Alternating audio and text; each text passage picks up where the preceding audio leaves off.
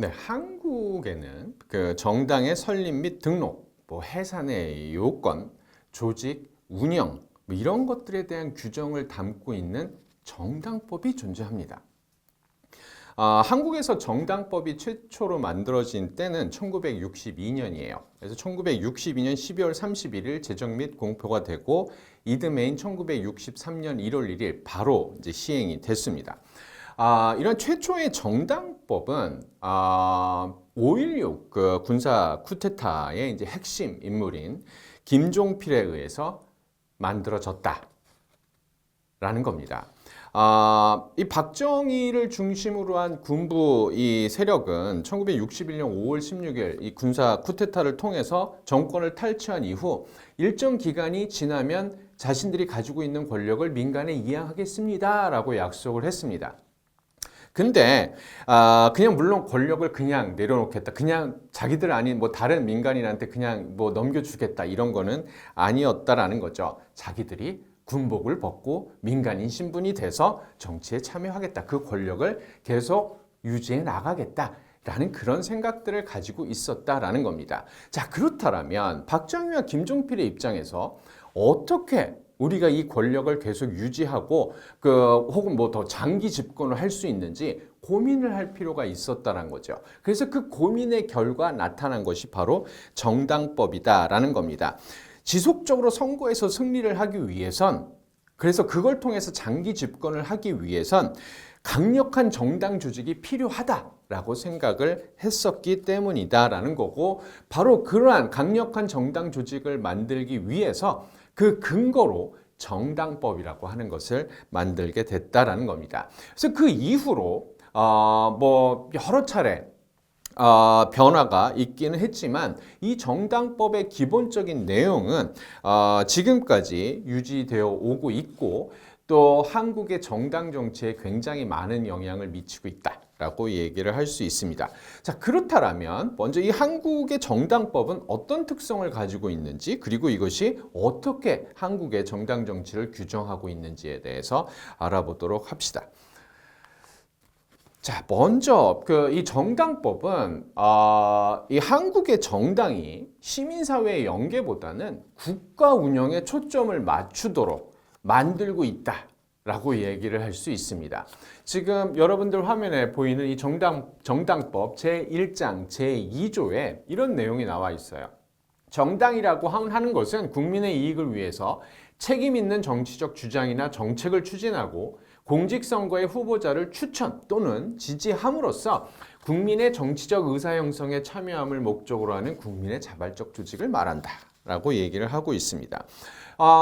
여기서 정당이라고 하는 것은 정치적 주장이나 정책을 추진하고 또 공직선거의 후보자를 추천 또는 지지하는 것, 여기에 정당 조직의 핵심적인 목적이 맞추어져 있다라는 얘기입니다. 다르게 얘기해서 정당이라고 하는 것을 국가를 중심으로 한 정당으로 생각을 하고 있다라는 얘기입니다.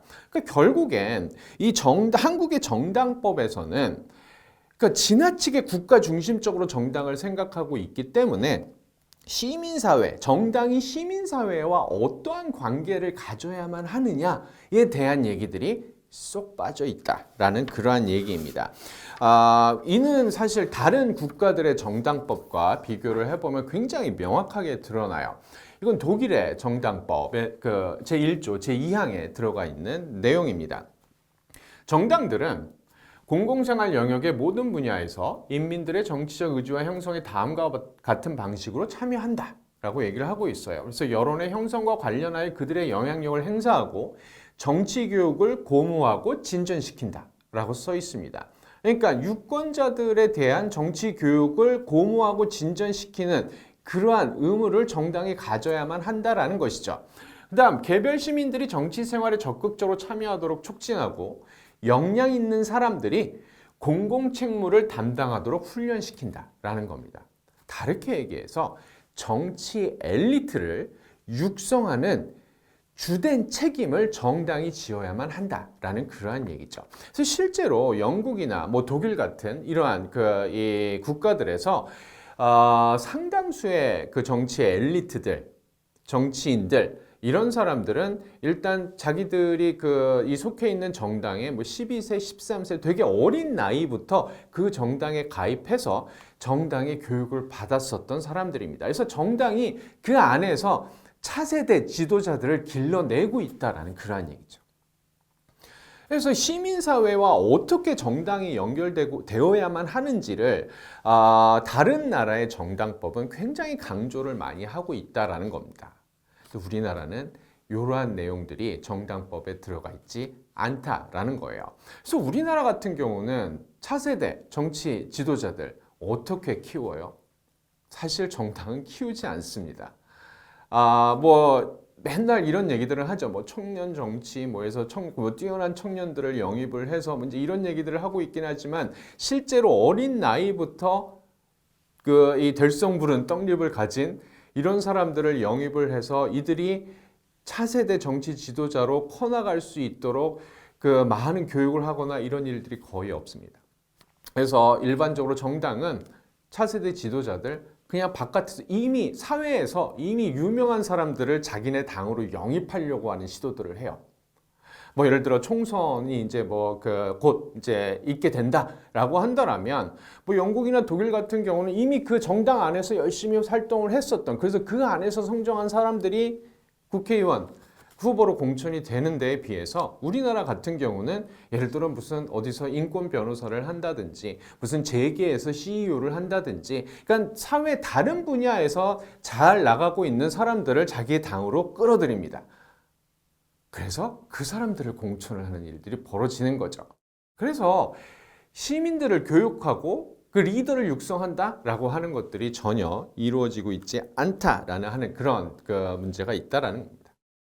이 정당법에 나타난 이제 두 번째 특징은 무엇이냐 하면 정당의 설립, 운영 등에 대해서 굉장히 과도한 제한을 하고 있다라는 그러한 얘기입니다. 여기 정당법 제1장 제3조를 보면 정당은 수도에 소재하는 중앙당과, 즉 수도인 서울에 소재하는 중앙당과 특별시, 광역시, 도에 각각 소재하는 시도당으로 구성한다라고 되어 있어요. 그다음 정당법 제2장 제17조에 따르면 정당은 5개 이상의 시도당을 가져야만 한다라고 되어 있습니다.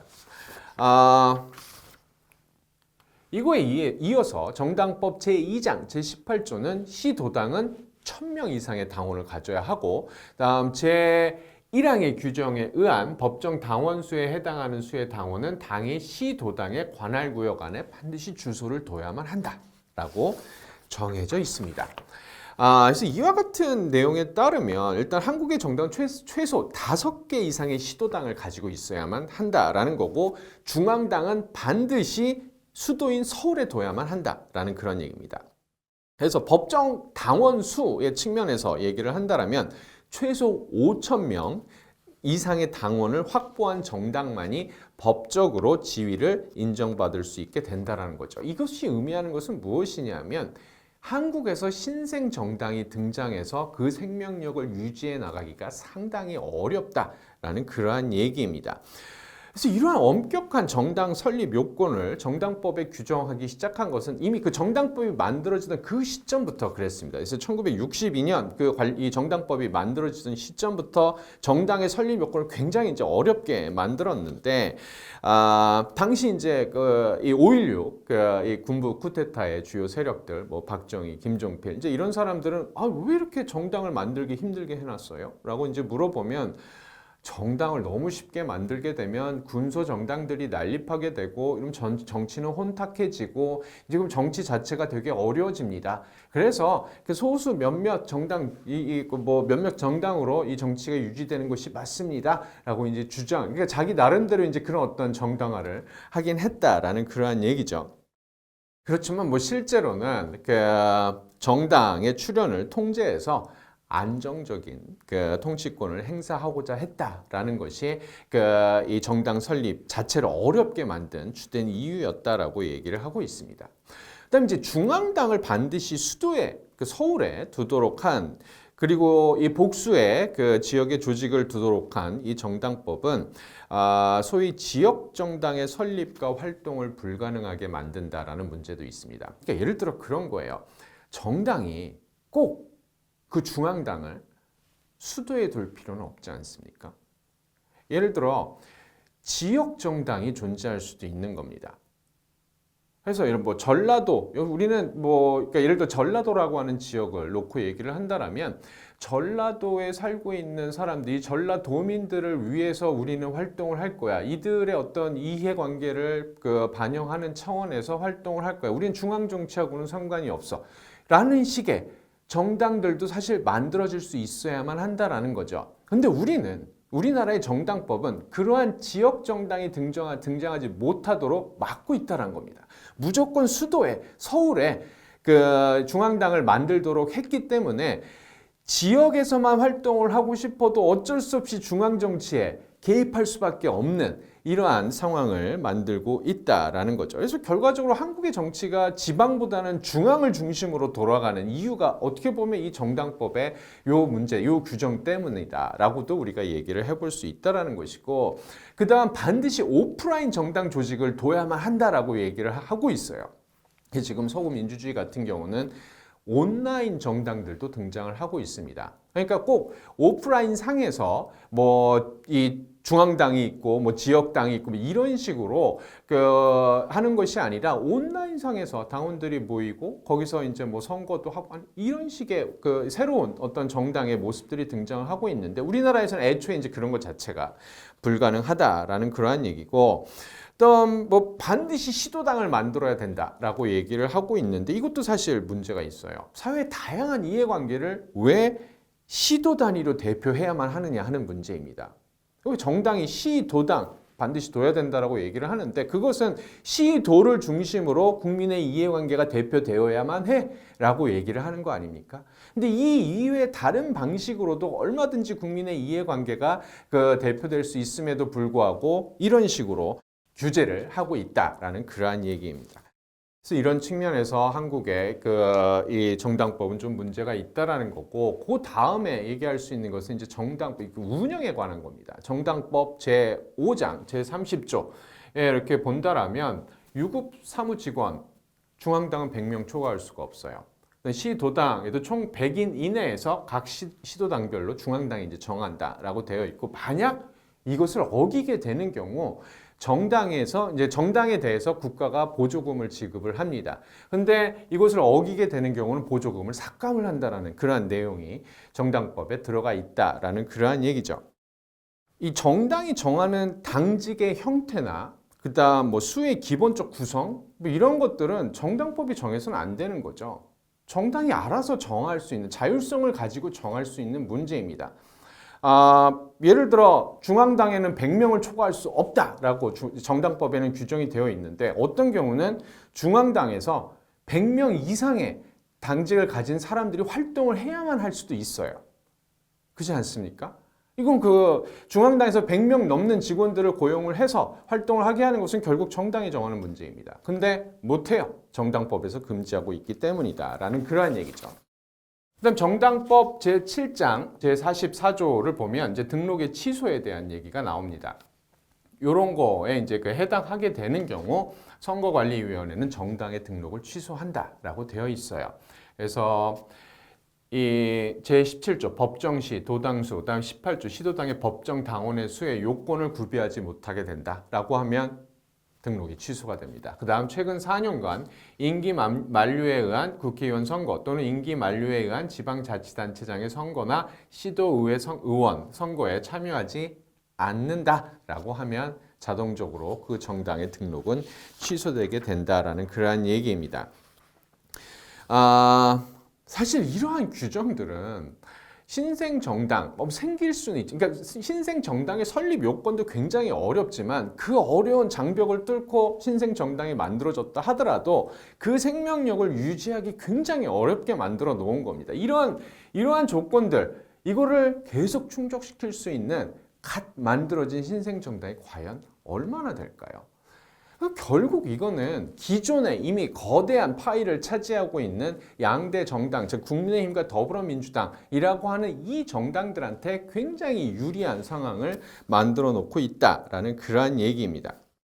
그다음 세 번째로 이 정당법이 만들고 있는 것은 뭐냐 하면 방금 얘기했었던 이 거대 양당들, 이 거대 양당들의 정당 경쟁 구도를 고착화시키는 그런 역할을 하고 있다라는 겁니다. 그래서 이 지역 정당의 금지, 엄격한 이 정당 설립 요건과 등록 취소 규정은 사실 뭐 헌법에 명시된 정당 설립의 자유와 복수 정당대 취지에 어긋난다는 비판이 항상 있었어요. 이거 위헌이야. 이런 정당법은 이런 요인 이 정당법에 나와 있는 이와 같은 규정들은 헌법에 위배돼라는 비판들이 계속 제기가 되긴 했었지만 이러한 이것이 고쳐지지 않고 있다라는 거죠. 예. 그래서 왜 고쳐지고 있지 않느냐? 그것이 지금 현재 권력을 가지고 있는 두 개의 양대 정당, 거대 양대 정당, 국민의힘과 더불어민주당이라고 하는 양대 정당한테 굉장히 유리한 위치를 차지할 수 있도록 도와주기 때문이다라는 겁니다. 이 정당에 대해서 불만들이 굉장히 많아요. 많은 국민들은. 그래서 뭔가 새로운 정당이 나타나서 이 정당들과 다시 경쟁을 해서 뭔가 정치를 바꾸는 이런 일들이 일어났으면 좋겠어라고 막 생각을 하는데 그러한 신생 정당이 일단 만들어지기도 어렵고 만들어진다 하더라도 살아남기가 힘들다는 겁니다. 그렇기 때문에 이 거대 양당은 굳이 바꿀 필요가 없어요. 정당법에 자기들한테 유리한 규정들이니까. 네. 그래서 이제 이러한 문제점들이 있다. 그래서 뭐 사실 이러한 정당법이라고 하는 것이 이 거대 양당의 양당의 기득권을 사실 뭐 유지시키는 역할을 하고 있다라고 얘기를 할 수 있습니다.